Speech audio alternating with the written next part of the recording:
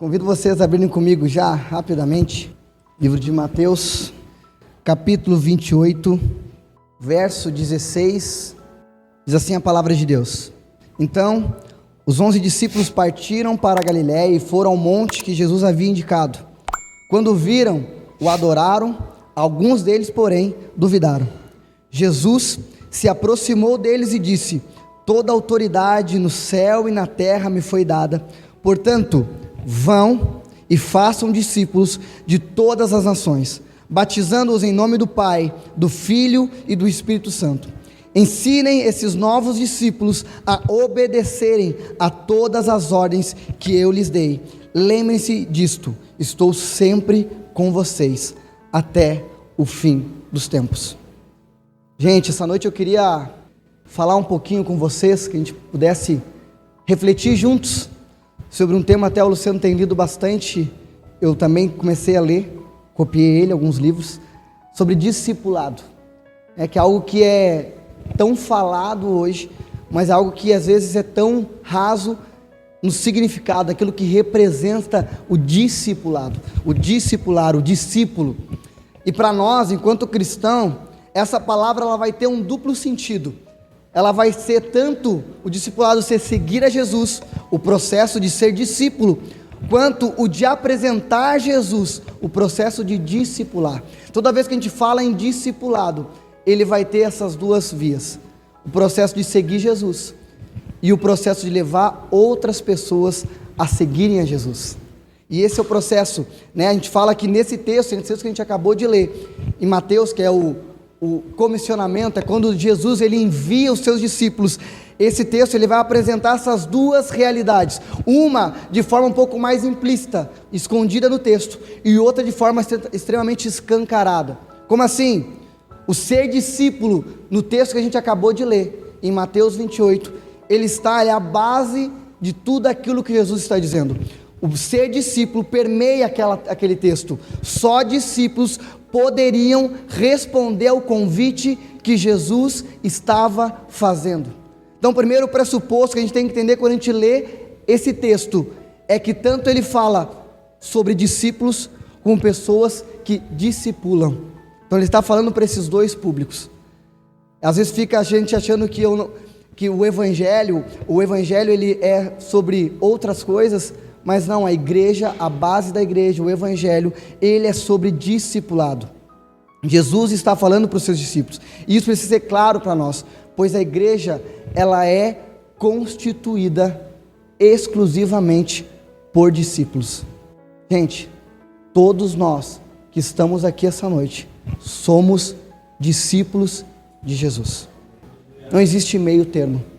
Precisa ficar claro que às vezes a gente entende multidão. Não, igreja ela surge a partir dos discípulos. Então a igreja, e Pedro ele vai enfatizar em 1 Pedro 2, que ele fala: à medida que nós se aproximamos dele, a pedra viva, nós também somos utilizados como pedras vivas na edificação de uma casa espiritual, para sermos sacerdócio santo, oferecendo sacrifícios espirituais aceitáveis a Deus por meio de Jesus Cristo. Então essa noite o primeiro ponto que precisa ficar claro para nós: todos aqui, todos nós que estamos aqui, somos discípulos de Jesus. Não é quem ministra, não é quem prega, não é quem tem alguma função, é todos aqueles que ouviram o chamado e estão caminhando em direção a isso. Nós todos somos discípulos de Jesus, porque na vida de Jesus existiu dois tipos de pessoas que caminharam com ele. Existiu as pessoas que na Bíblia chama de multidão. A maioria deles não cita nome, ninguém sabe quem é. Eles andavam, seguiam Jesus por aquilo que ele poderia fazer. O intuito da multidão era ir atrás daquilo que Jesus poderia fazer. Eles queriam atender às suas necessidades. Lembram a história da multiplicação dos pães? A primeira multiplicação dos pães Jesus faz, todo mundo fica surpreendido. Jesus ele entra no barco, ele atravessa a multidão, ela dá a volta para encontrar Jesus do outro lado. Por quê? Porque eles queriam ouvir sobre a palavra? Não, eles queriam novamente a multiplicação do pão. Eles queriam seguir alguém que saciasse a fome natural deles. Eles ficaram pensando, imagina o que ele faz com 5 pães e 2 peixinhos. Ele saciou 5.000 pessoas. Eu não vou mais sair da volta dele. Ele vai saciar minha fome. Eu não vou mais sentir sede, eu não vou mais sentir mais fome. Pessoas que buscavam Jesus pela necessidade, por aquilo que ele poderia fazer. Essa é a característica da multidão. E qual que então é a característica dos discípulos? Os discípulos, eles queriam estar com Jesus. Era por quem ele era, não por aquilo que ele fazia. Lembram também da história da transformação da água em vinho? Jesus transforma a água em vinho. Quem segue ele depois? Sua família, seus irmãos e os seus discípulos. A multidão se saciou com o vinho, mas os discípulos, eles acompanharam a Jesus. Então a diferença é que um busca aquilo que ele pode fazer, e foi aquilo que nós cantamos essa noite. Nós dizemos: Senhor, nós não queremos as suas mãos, nós queremos intimidade. Aquela canção que a gente cantou, nós queremos seus pés, fala da mulher, quanto lavava os pés de Jesus com o perfume dela, enxugava os pés do Senhor com suas lágrimas e com o seu cabelo. Então é sobre intimidade. Os discípulos, eles procuram a Jesus. E é interessante pensar que quando se a gente pudesse fazer um cálculo do tempo que Jesus gastou com a multidão e com o tempo que Jesus gastou com os discípulos, então 30% do ministério de Jesus foi ensinando a multidão, mas 70% do ministério dele foi ensinando aos discípulos, porque eles viviam com Jesus. Quando Jesus se retirava da multidão, eram os discípulos que iam orar com ele, eram os discípulos que dividiam o pão com ele, eram os discípulos que comiam à mesa com ele. Então os discípulos, eles tinham intimidade com ele, eles queriam Jesus, indiferente do que ele poderia fazer, porque talvez muitas vezes eles também sentiram fome andando com Jesus, muitas vezes eles também sentiram sede andando com Jesus, muitas vezes também sentiram dúvidas andando com Jesus, muitas vezes eles passaram por tempestades com Jesus no barco. Então não era por aquilo que ele pudesse fazer, mas era quem ele era. Então o princípio do discípulo é aquele que busca o Senhor, tem um relacionamento com ele. E o primeiro passo hoje é nós sondarmos o nosso coração, pois até nós podemos ser atraídos por ele por uma necessidade. Às vezes o que nos trouxe para esse lugar, o que nos trouxe para essa igreja, para essa comunidade ou para qualquer igreja, quem sabe o primeiro momento foi a necessidade, mas é só a esperança nele que vai fazer com que a gente permaneça nesse lugar. Às vezes a fome por pão nos trouxe até ele, a sede por água, a sede por algo dessa terra nos trouxe até ele, mas até que ele nos apresentou algo muito mais profundo. Isso não faz mais sentido para nós. Nossos olhos estão nele. Essa é a característica de um discípulo. Deus, ele não tem a ideia, isso precisa ficar claro para nós, de nos melhorar. Ele quer construir em nós um homem e uma mulher eterna. Sabe, às vezes nós viemos para a igreja buscando resolver o casamento, buscando resolver um problema no trabalho, buscamos na igreja resolver áreas das nossas vidas, mas Deus não veio resolver áreas da nossa vida. Ele não veio, o Luciano próprio falou isso essa noite, ele não veio construir sobre algo, ele veio para destruir, construir algo eterno, muito mais profundo, muito mais poderoso do que aquilo que nós temos construído com as nossas próprias mãos. Deus não está querendo criar um homem, uma mulher, um casamento feliz. Ele quer criar homens e mulheres eternos, e todas as nossas áreas serão transformadas por homens e mulheres eternos. Então a gente não vem, talvez o que nos trouxe aqui foi algo da nossa necessidade, mas o que vai nos manter, o que vai fazer a gente continuar caminhando em direção a Ele, é a gente começar a inverter e começar a buscar Ele. Lembra que durante o louvor eu falei sobre as prioridades, e é interessante a gente fazer uma lista, né? A gente bota primeiro é Jesus, segundo é o meu casamento, terceiro é meus filhos, quarto é a igreja, quinto. Jesus, ele não quer ser o primeiro, ele quer ser a base, ele quer ser o papel onde a gente escreve isso, sabe? Muda todo o significado, que a gente bota uma linha de prioridade. Não, quando ele é a base, tudo vai para o lugar certo, tudo vai ser transformado. Então isso precisa ser claro para nós essa noite. Os discípulos entendendo que Deus não quer resolver áreas da vida deles, Deus não quer saciar a fome deles, Deus quer transformar eles em homens e mulheres eternos. E chega a pergunta dessa noite: o que é ser discípulo? E literalmente, discípulo é aquele que segue. Imagine você no lugar desses discípulos. Imagine você, Nuno, indo em direção ao trabalho, para numa sinaleira, um cara chega: ei, Nuno, me segue, sou Jesus, siga-me, não farei mais, você não cortará mais cabelo de homens. Aí cria a história.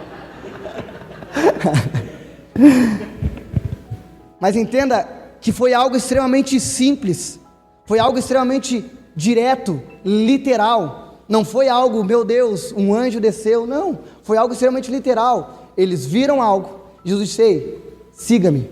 Jesus falou isso para Nicodemos, Jesus falou isso para o jovem rico, Jesus falou as mesmas coisas que ele falou para os discípulos. Todos tinham vidas, todos tinham coisas para abandonar, todos tinham trabalho, todos tinham atividades, mas literalmente Jesus disse: ei, segue-me. E ser discípulo literalmente é seguir. Por isso que eu convidei você a se imaginar. E os discípulos, quando eles ouviram esse chamado, eles não tinham a dimensão de como isso afetaria a vida deles, de como isso ia mudar completamente a vida deles. Um simples chamado numa sinaleira do Nuno mudou totalmente a vida dele. Um simples chamado para Pedro num barco mudou totalmente a vida dele, e hoje ele é lembrado. Entenda, eles não tinham a dimensão daquilo, eles simplesmente seguiram. E é interessante que Atos 17 fala que eles abalariam a terra, só que começou com um chamado simples e um ato de obediência. Qual foi o ato? Seguir. Então tá bom. E a pergunta é: todos já eram grandes homens? Todos tinham uma fé inabalável? Todos já tinham eliminado todas as falhas e os pecados? Quando Jesus chega para Pedro e diz: siga-me, eles já eram perfeitos? Não. Porque isso mostra que a qualidade da escolha não está em ser escolhido, mas em quem escolhe. A qualidade não está em nós, mas em quem nos escolheu. A qualidade não estava em Pedro, no potencial que ele tinha de falar sobre Deus. Não estava em João, não estava na capacidade deles, não estava enquanto eles já tinham abandonado, enquanto eles já tinham deixado para trás. Estava no ato de obediência, de seguir em direção àquilo que ele tinha convidado. Os discípulos simplesmente obedeceram a um chamado e de forma literal deixaram tudo e o seguiram. Mas eles não tinham todas as respostas, mas eles ainda possuíam dúvidas, eles ainda tinham incertezas. E essa é a pergunta que a gente faz, né? Como eu sou discípulo, se eu tenho tantas dúvidas, se eu tenho tantas incertezas, como? Mas não é um passo de mágica, gente. A transformação, ela vai ocorrer no caminho, e é exatamente o que nós vamos ler, porque o texto ele começa então, no verso 16, os 11 discípulos partiram para a Galiléia, e foram ao monte que Jesus havia indicado, e quando eles viram, eles o adoraram, mas alguns, porém, duvidaram. O próprio Jesus, que morreu, ele ressuscitou, convidou todos para ir para o monte, e mesmo assim, eles continuaram duvidando. Então aqui não é história de grandes homens, não é história de grandes heróis, né, os heróis da fé, não, é história de homens normais, que duvidam. Sabe, a fé não é a falta da dúvida, é a gente andar apesar dela. A fé não é ter certeza de todas as coisas, mas é eu andar apesar de todas as incertezas.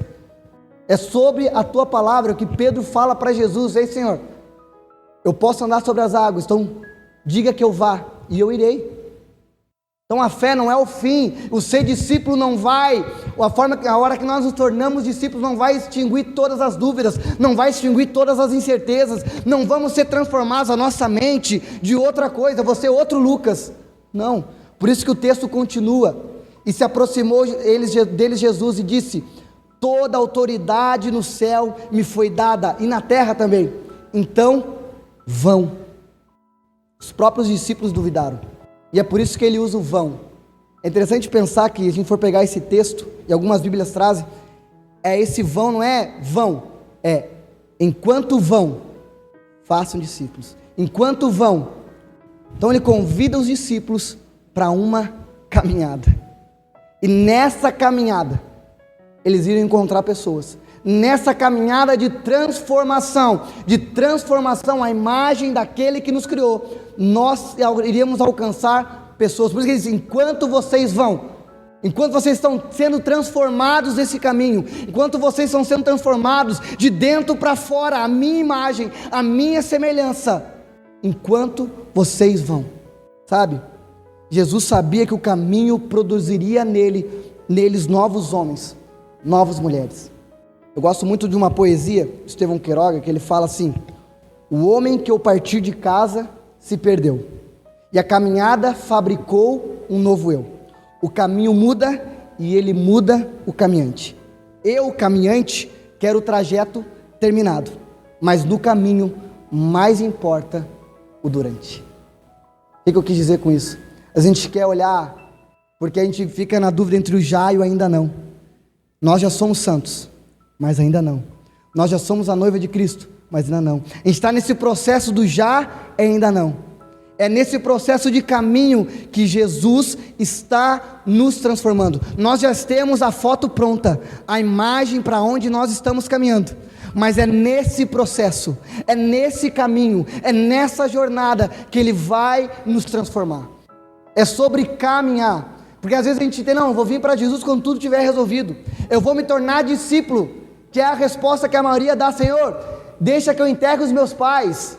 Senhor, deixa que eu deixe meus pais, que eu cuide dos meus pais, deixa eu me despedir da minha família. Senhor, deixa. Porque eles queriam resolver algo para depois seguir a Jesus. E aqui Jesus diz: ei, é o caminho, é o dizer sim para a jornada, é essa jornada que vai transformar vocês, é no caminho que o Senhor transforma quem nós somos, e isso precisa ficar claro para nós. É isso que 2 Coríntios 3,18 fala: e todos nós, com rostos descobertos, contemplando a Deus, como por um espelho, somos transformados de glória em glória à sua imagem. O que Paulo está querendo dizer com isso? Ei, enquanto contemplamos o Senhor, nós somos transformados. A cada passo que nós damos em direção, cada vez mais nós somos transformados à imagem dele, nós nos tornamos parecidos com ele. Por isso que o discipulado, ele é a partir de pessoas que já contemplaram o Senhor, pessoas que já ouviram o Senhor, pessoas que já tiveram um encontro com o Senhor. Sabe, talvez essa noite a gente precise dar um passo atrás e ter um encontro com o Senhor. Tive um encontro com o Senhor, sou discípulo, vou segui-lo. É isso, sabe? O discipulado, ele é a partir de pessoas que já tiveram um encontro com o Senhor, já contemplaram a Ele. E essas pessoas, conforme eles contemplam o Senhor, eles vão caminhar em direção a Ele, e nessa jornada eles vão ser transformados. E eu tenho falado muito isso, que a vida com Deus não é uma corrida de 100 metros, e esse é o nosso grande problema. A vida com Deus é uma maratona. 100 metros é 10 segundos, eu tenho que chegar o quanto antes do final. A maratona é a constância. E é interessante, um dia eu estava ouvindo um cara falar sobre maratona, que ele disse assim, que a maratona, quando tu arranca, a primeira parte da volta, da corrida, é um pouco mais lenta. Ele acelera, as pessoas, os maratonistas, eles aceleram na segunda parte da volta. E na segunda metade, na segunda metade da corrida.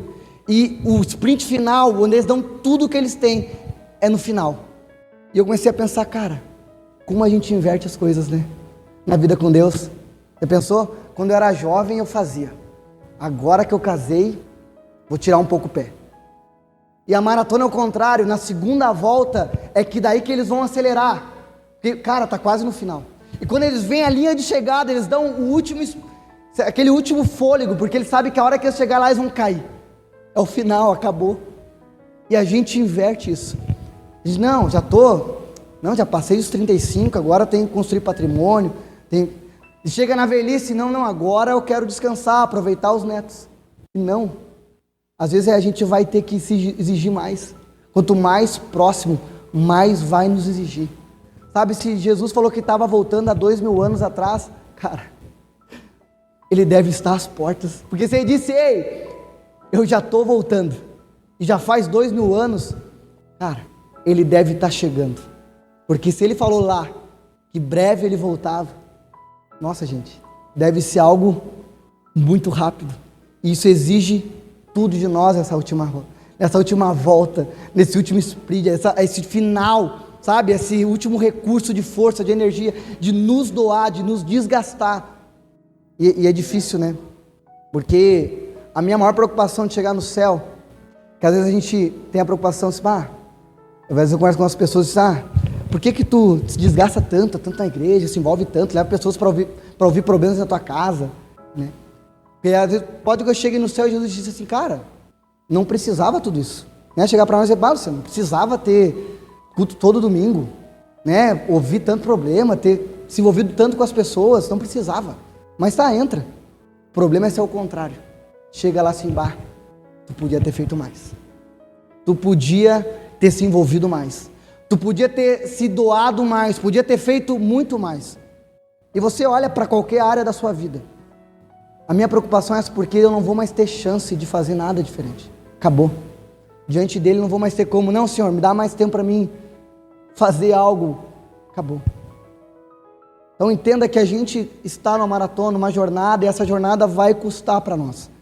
Vai haver um custo, ser discípulo é isso. Pessoas que contemplaram a Jesus e o seguiram. E esse caminho, ele vai nos transformar. Eles caminharam uma jornada. E você sabe como eram chamados os primeiros discípulos? Os do caminho.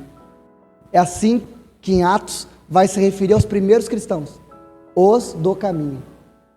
Por quê? Porque eles caminharam uma jornada, foram peregrinos com o seu estilo de vida, anunciaram uma nova vida, renascer, um modo de vida na contramão da cultura e da sociedade. Eles eram peregrinos. Aqui Hebreus 11 fala, ele diz, todos ainda que viveram pela fé e morreram sem receber o que tinham sido prometido, não viram Jesus voltar, viram-no ao longe, de longe o saudaram, reconhecendo que eram estrangeiros e peregrinos na terra. Os que assim andam, mostram que eles não estão buscando uma pátria nessa terra, porque se eles estivessem buscando uma pátria nessa terra, qualquer momento eles poderiam voltar, retroceder, mas eles buscavam uma pátria celestial, que é superior. Ser discípulo é ser caminhante é ser um peregrino nessa terra.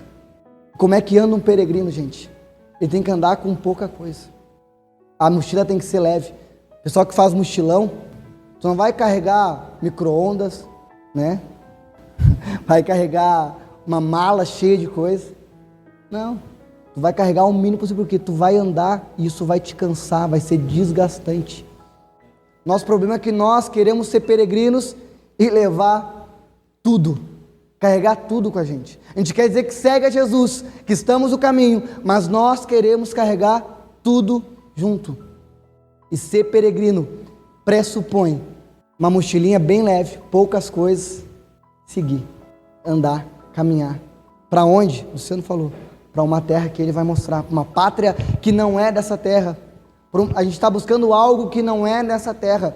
A gente está buscando saciar uma sede que não é dessa terra, uma fome que não é dessa terra, um vazio que não é dessa terra.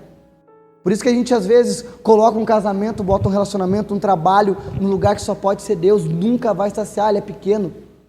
Pensa comigo, é uma peça de encaixe. Se tu bota algo menor, já botou algo menor na peça que era para encaixar, ele vai cair e tu vai chacoalhar, vai ficar fazendo barulho, ele vai danificar internamente. Se tu bota a peça exata, ele vai servir, e ele vai ficar exato, não vai gerar, não vai danificar, não vai machucar. Porque a gente bota coisas menores, e aquilo lá vai ferindo, vai machucando, vai desgastando, vai fazendo barulho, vai nos afligindo. Nós não estamos buscando nada dessa terra vai poder nos saciar, nada dessa terra, então nós somos peregrinos, caminhantes.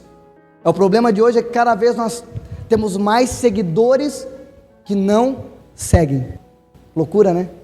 Nós temos cada vez mais cristãos que não se parecem com Jesus. E isso é inacreditável, porque o nome cristão vem de pessoas que se pareciam com Jesus. Porque eles dizem, nós como eles são parecidos com Cristo, são cristãos. Pequenos cristos. Mas hoje a gente leva um rótulo de cristãos e cada vez menos nós nos parecemos com Jesus. Cada vez menos nós somos menos parecidos com Ele. Nós somos seguidores de Cristo, mas nós não seguimos. Já seguiu algum carro? Tenta seguir um carro a 2 km de distância, tem como?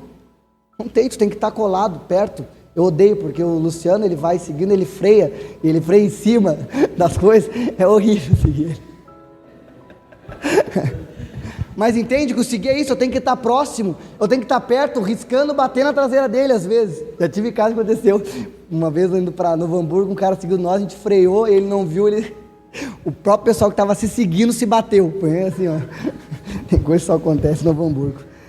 Então o seguir pressupõe estar perto, o seguir pressupõe andar junto, não tem como eu seguir alguém à distância, a quilômetros de distância, né?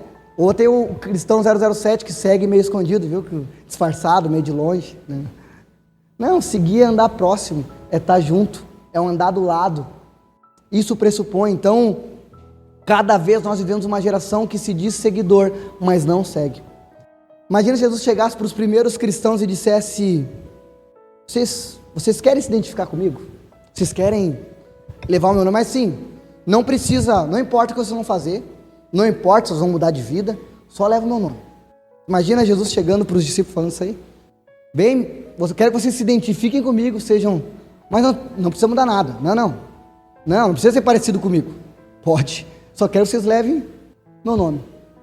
Não tem sentido, não faz sentido, entende? E às vezes a gente vive dessa forma, vivendo um evangelho que não faz sentido. Um evangelho de multidão, que busca Jesus pela sua necessidade. Gente, nada contra a necessidade, nada contra a gente buscar a Deus às vezes na nossa aflição, na nossa dor, isso é importante demais, mas se Ele não responder a minha dor, eu vou continuar com Ele? Essa é a pergunta. Se Ele não saciar a minha fome, eu vou continuar crendo nele. Se Ele não curar quem eu quero que cure, se Ele não restaurar quem eu quero que Ele restaure, eu vou continuar crendo nele. Isso é ser discípulo, porque a maioria dos discípulos não queria que Ele morresse. E é interessante pensar que o que Jesus promete para os discípulos é morte. Tome a sua cruz e siga-me. Não vai ser fácil. E não é para algumas pessoas, não é só para algumas pessoas, é para todos nós. Como eu li em 2 Pedro, nós somos pedras vivas. Não existe eu sou a igreja, nós somos a igreja. Você sozinho é uma pedra, e uma pedra sozinha não tem sentido nenhum. A pedra só tem propósito na edificação. Um tijolo isolado não faz sentido nenhum.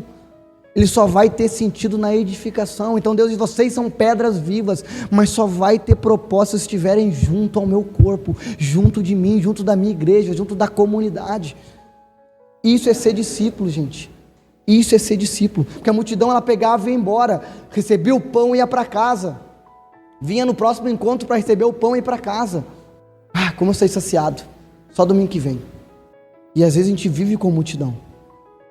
E essa é a convite de Jesus. Por isso que Jesus, antes de pedir para que eles sigam, em Mateus 4,19, Jesus diz: sigam-me, né, e farei de vocês pescadores de homens. Em Mateus 4,17, ele diz: se arrependam, pois é chegado o reino dos céus. Eu disse que para ser discípulo a gente precisa dar um passo atrás, que é o de arrependimento. É o de contemplar o Senhor, é entender: está chegando um rei, e eu não tenho condições de me opor a Ele, eu vou me render, e vou mudar de direção, e vou ir em direção a Ele, eu vou me arrepender, mudar a minha direção. Implica em uma ação, ou melhor, em uma reação, é uma resposta. Arrependimento é uma resposta a essa graça que recebemos, que, como Paulo fala, que nos alcançou quando ainda éramos pecadores. Então o primeiro passo é: eu sou discípulo, por quê? Porque eu me arrependi, e não me arrependi uma vez. O arrependimento não é um evento na nossa vida, o arrependimento não é um evento que aconteceu um dia, agora eu não preciso nunca mais me arrepender. O arrependimento, ele é diário, ele é dia após dia. Eu preciso me arrepender, porque quando eu começo a olhar para mim e olho para Ele, eu começo a ver coisas que eu preciso ser transformado. Porque quando eu vou me aproximando dele, eu vejo como ele é e como eu estou diferente, o quanto eu preciso mudar. O que a gente não se arrepende é porque a gente não tem clareza ainda, porque a gente não viu com clareza, porque todos nós carecemos da graça, e todos nós precisamos nos arrepender. Mas então a gente pode pensar, perfeito, então eu preciso mudar de vida, eu preciso me salvar, ter a eternidade, eu preciso buscar o Senhor, eu preciso me isolar do mundo, eu preciso, então a gente vai construir um monastério, então a gente vai construir uma igreja, então a gente vai construir uma escola para cristãos, então eu vou construir um trabalho para cristãos. Então eu entendi, eu tenho que ser discípulo, eu tenho que me isolar do mundo, então eu vou construir um monastério, os monges, vou ficar isolado. Não, porque o texto continua, por isso que o texto continua, porque os discípulos podiam parar ali, então vamos ficar só entre nós, porque quando Jesus morre, eles ficam no grupinho deles, isolados dentro de uma casa. Isso não acontece hoje mais, falando entre eles, isso não acontece mais, só lá, só 2000, falando entre eles, e agora? Jesus, tu viu, ele ressuscitou, daí Jesus, ei, sai daí, vão para Galileia, vão para um monte, vão para um lugar alto, que é para as pessoas verem vocês. A gente quer, entende, não, então eu preciso ser transformado, então eu vou me isolar, então eu vou me afastar, eu vou criar uma igreja, eu vou criar uma escola para cristãos, eu vou criar, não gente, é no mundo, por isso que ele continua, e agora que vocês entenderam quem vocês são, que vocês são discípulos, e quem ele é, que ele tem toda a autoridade, nos céus e na terra, vão por todo o mundo, e façam discípulos. Entenda, a salvação ela não é o fim, ela é o ponto de partida. Fui salvo, graças a Deus, vou morar no céu. Não, cara, a salvação ela é o ponto de partida, é porque eu fui salvo, agora eu vou ir atrás daqueles que estão perecendo, é porque eu entendi a graça, eu vou atrás daqueles que ainda não entenderam a graça, é porque eu entendi o amor do Senhor, eu vou em direção aos perdidos. Então a salvação ela não me tira do mundo, ela me envia como resposta ao mundo, como resposta, porque nós duvidávamos e nós alcançamos a resposta que era Ele. Ei, eu tenho todo o poder, e vão, anunciem isso. Nós não somos a dúvida do mundo, nós somos a resposta do mundo. Os discípulos tinham dúvidas, eles disseram, ei, eu sou a resposta que vocês procuram, eu sou a equação que vocês precisam. Então nós somos uma resposta para o mundo, nós não vivemos para viver isolado, nós fomos salvos para as boas obras e não pelas boas obras.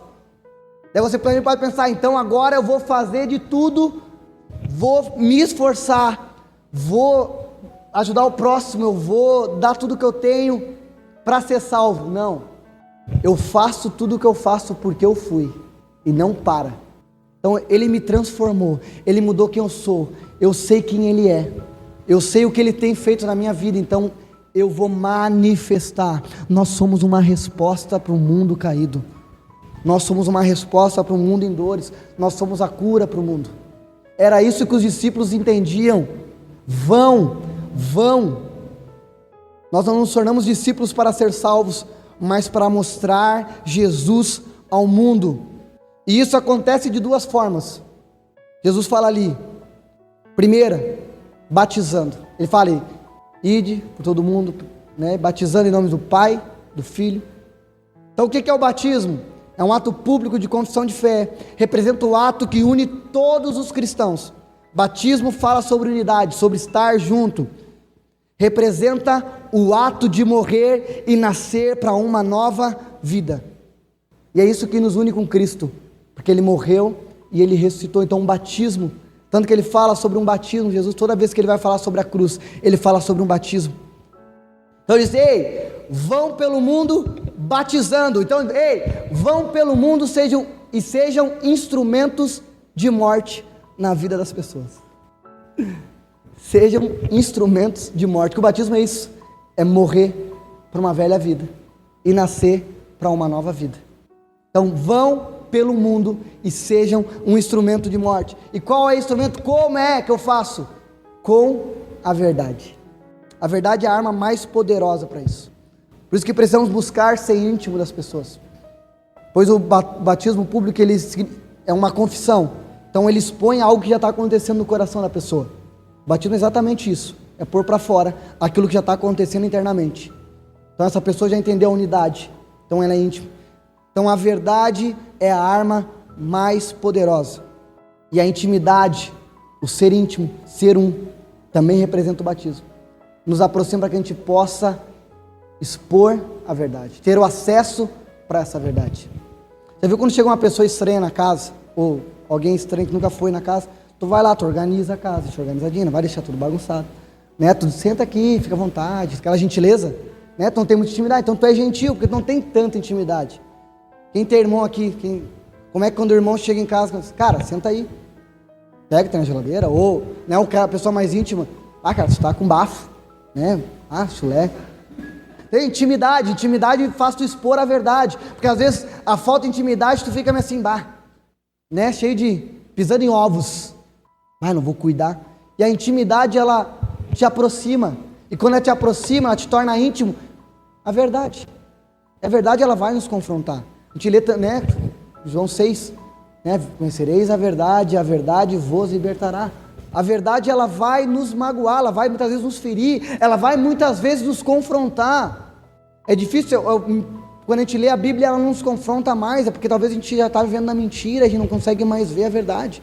Então a verdade ela vai nos ferir muitas vezes, porque ela vai confrontar a mentira do nosso interior, a mentira que nós carregamos. Então nós vamos ser um instrumento de morte, muitas vezes a verdade ela vai chegar em pontos que muitas vezes vai nos machucar, vai trazer dor, vai nos trazer algum tipo de desconforto. Mas ao mesmo tempo que a gente tem que carregar a verdade, a gente precisa carregar o amor e a misericórdia. Sabe, a gente tem aquela passagem até essa semana eu estava conversando com o Léo, vi isso essa semana, que Jesus fala sobre do cisco e da trave, né? Antes de tirar a trave do cisco do olho do seu irmão, tire a trave do seu olho. A gente sempre usa, não julgueis, para que não seja julgado, né? A gente sempre fala, não julgue o teu irmão, não julgue. Na verdade, Jesus está ensinando algo extremamente simples. Como é que tu tira uma trave? Uma trave tu faz força, tu bate, pega o martelo, tu bate, tu arranca, né? A trave é algo que está cravado, tu vai fazer, né? Força. Como é que tu tira o cisco? Com gentileza, com cuidado. Então Jesus fala, primeiro tira a trave do teu olho. Então no teu olho tu vai bater, tu vai matar esse homem que está aí dentro, esse miserável, tu vai chicotear ele. Mas no teu irmão, tu vai ter gentileza, tu vai ter amor, mas tu vai tirar o cisco, né? Mas tem um cisco ali, existe algo que precisa vir à luz, precisa ser claro, por mais que seja com gentileza, com amor, com misericórdia, nós precisamos ser um instrumento de morte na vida das pessoas, de apontar a verdade. Então o discípulo ele não para na salvação, a salvação é o ponto de partida, eu sou discípulo, entendi isso, então eu ando em direção, e andar em direção, primeiro ponto é o batismo, instrumento de morte. Segundo ponto, ensinando-os a obedecer. Interessante aqui que Jesus não fala, ensinando os mandamentos que passei para vocês. Entende, se fosse para eles ensinar os mandamentos, um quadro, um giz, uma lousa, né? Escreve uma lista. Mas não, ele fala sobre ensinando os mandamentos a guardar os mandamentos. Então pressupõe que o convite é muito mais profundo. O ensinar a obedecer, isso só é feito com exemplo. É muito mais profundo, porque isso exige de nós um posicionamento, de revelar, de demonstrar. Sabe, não é sobre ensinar verdades, simplesmente, sobre o que eu preciso obedecer, é sobre como, mostre a forma. Olha para mim, é o que Paulo fala, vocês não conseguem acreditar em Jesus, vocês não conseguem viver para Jesus, se vocês não conseguem seguir a Jesus, sejam meus imitadores, como eu sou de Cristo. Pressupõe ensinar, obedecer, pressupõe viver isso, exige de nós. Então o discipulado não é simplesmente uma atividade da igreja. O discipulado não é agora à noite. Eu não estou discipulando vocês. O discipulado ele pressupõe vida na vida, dia a dia. Como é que Jesus discipulou os discípulos?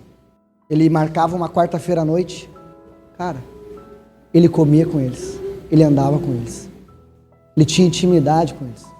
Então o ato de discipular e de ser discípulo pressupõe intimidade, andar junto, estar próximo, vida na vida. Sabe quando é que eu sou discipulado por Luciano? Quando eu vejo ele disciplinando o João Pedro, e o ato dele pedir perdão, e a oração está presente numa criança de 2 anos de idade. Isso é discipulado. Vida na vida. Não é uma lista de regras, não é como você deve fazer, não é... Claro que é importante a gente saber aquilo que a gente acredita, ter bases para a nossa fé, isso é extremamente importante, mas o discipulado é vida, é andar. Eu disse, Lucas, mas como? E eu falava com o aluno no início, ser pai, da mesma forma que o filho cria um pai, o pai cria um filho. Discipular é isso. Da mesma forma que eu discipulo pessoas, essas pessoas me discipulam. Da mesma forma que eu me relaciono, eu ajudo pessoas, essas pessoas também me transformam. É o exemplo do pai. Quem está gerando pai? É o filho. Quem está gerando filho? É o pai. Então o discipulado é isso, é vida na vida. A mensagem de domingo à noite, ela pode lhe ativar, ela pode lhe encorajar, ela pode te liberar para viver, mas é o dia a dia que te prepara para a batalha. Não é no domingo à noite, mas é na segunda de manhã. Não é hoje. Hoje eu estou te liberando, eu estou te ativando, eu estou te trazendo à luz algo, mas vai ser amanhã de manhã que isso vai ter que virar vida, vai ter que vir para fora. É na segunda de manhã. A gente olha os filme de guerra, tá todo mundo posicionado para a batalha, vem o coronel, né, na frente com um cavalo, e ele começa a falar, a encorajar, ele começa a falar palavras, vocês são fortes, vocês vão conseguir, e encorajar, freedom, ninguém ouviu esse filme, nada, referência zero, ninguém acompanha nada, depois eu dou uma indicação de filme para vocês. Mas eles começam a indicar, então o coronel ele começa a falar, mas entenda algo, que o que importa não é a palavra do coronel à noite, no final, na hora de ir para a batalha, o que vai importar é o que eles fizeram antes, se eles se prepararam para a guerra, se eles aprenderam a usar a espada, se eles aprenderam a usar o escudo, o que importa é depois se eles vão sair dali e andar em direção ao outro exército, e vão lutar. As falas naquele momento é muito legal, são encorajadoras. Eu e o Luciano pregando no domingo à noite é para te encorajar, para depois você sair para a batalha, para depois você sair para a vida, para pôr em prática. Porque se a gente ficar só na frase motivacional, só no domingo à noite, nós já perdemos a batalha. Se o exército ele sentar depois de ouvir a palavra daquele coronel e esperar o outro exército, ele vai morrer e todos serão massacrados. O detalhe está na ação que eles vão, a resposta que eles vão dar daquilo que eles estão ouvindo, naquilo que eles fizeram antes, no quanto eles se prepararam antes. Como é importante o discipulado. O ser discípulo é o antes, é intimidade, é estar com o Senhor, é aprender a usar a espada, é aprender a usar o escudo, é aprender a usar o capacete. Pois leia Gálatas 6. Mas também é o quanto eu vou depois disso, o quanto depois que eu entendi qual é o meu propósito, o quanto eu caminho em direção àquilo, alcançando essas pessoas, porque não pode parar em mim. Imagina se os discípulos tivessem ouvido tudo aquilo lá e tivessem se escondido, o evangelho tinha acabado, nós não teríamos acesso a isso, mas foi porque eles entenderam e andaram em direção aquilo que eles ouviram. Saia daqui essa noite não esperando entender para fazer, mas dê uma resposta. Às vezes nós queremos ouvir um anjo falando, mas Deus está sendo claro conosco. A gente quer um sinal de um milagre e Deus está sendo claro conosco. Às vezes nós queremos entender para fazer. Gente, faz, anda, indo, que no caminho Ele vai te transformar. O discipulado nunca foi sobre pessoas prontas, mas sobre caminhantes que no caminho estavam sendo transformados. Entenda, a fé não é a ausência da dúvida, mas é se mover apesar dela, com base naquilo que nós cremos. Se você crê em Jesus, se você crê no sacrifício do que Ele fez na cruz, ande, porque no caminho, que essa noite a gente sonde o nosso coração e as nossas motivações, o que tem nos trazido a Cristo e o que vai nos manter nele. É o convite que o salmista fala: Senhor, sonda o meu coração e vê se há em mim algum caminho mau. Não é porque o salmista era arrogante, como ele era bom, não, é porque ele: Senhor, me sonda, por favor, porque deve ter algum caminho mau, deve ter algo que eu não estou vendo, deve ter uma motivação equivocada no meu coração, deve ter algo que eu não estou vendo com clareza. Então, Senhor, sonda o meu coração e mostra para mim se há algum caminho mau. E essa noite seja a nossa oração, de sondar o nosso coração e ver quais são as nossas motivações, porque nós buscamos o Senhor, porque é isso que vai nos manter nele. Porque se são os problemas, na hora que Deus resolver os nossos problemas, nós iremos nos afastar dele. Se é o meu casamento, a hora que Deus resolver o meu casamento, eu vou me afastar dele. Como nós somos movidos muito mais pela chibata de Deus do que pelas carícias. Muitas vezes a dor tem um efeito muito mais forte em nós, de nos mover em direção a Ele, do que o amor, do que a graça, do que a misericórdia. Ele está de braços abertos dizendo: Ei, eu amo vocês, mas muitas vezes é a dor que vai nos levar para lá, e se for preciso, por amor de nós, Ele vai fazer, porque Ele nos ama tanto, tanto, que não pode nos deixar se perder. Ele vai revelar. Queria finalizar com um texto, Filipenses 3:7, que diz assim: mas o que para mim era lucro, passei a considerar perda por causa de Cristo. Mais do que isso, considero tudo como perda, comparado com a suprema grandeza do conhecimento de Jesus Cristo, por cuja causa perdi todas as coisas, e eu as considero como esterco, para poder ganhar a Cristo, e ser encontrado nele. Não tenho a minha própria justiça, que procede da lei, mas a que vem mediante a fé em Cristo, a justiça que procede de Deus e se baseia na fé. Quero conhecer a Cristo, ao poder da sua ressurreição, e a participar em seus sofrimentos, tornando-me como Ele em sua morte, para que de alguma forma alcançar a ressurreição dentre os mortos. Eu quero conhecer a Cristo e participar dos seus sofrimentos. Só que Paulo não para aí, ele continua, ele diz: não que eu já tenha obtido tudo isso, ou tenha sido aperfeiçoado, mas prossigo, pois para isso fui alcançado por Cristo. É sobre continuar caminhando. O discipulado é sobre caminhar e alcançar outros nessa jornada.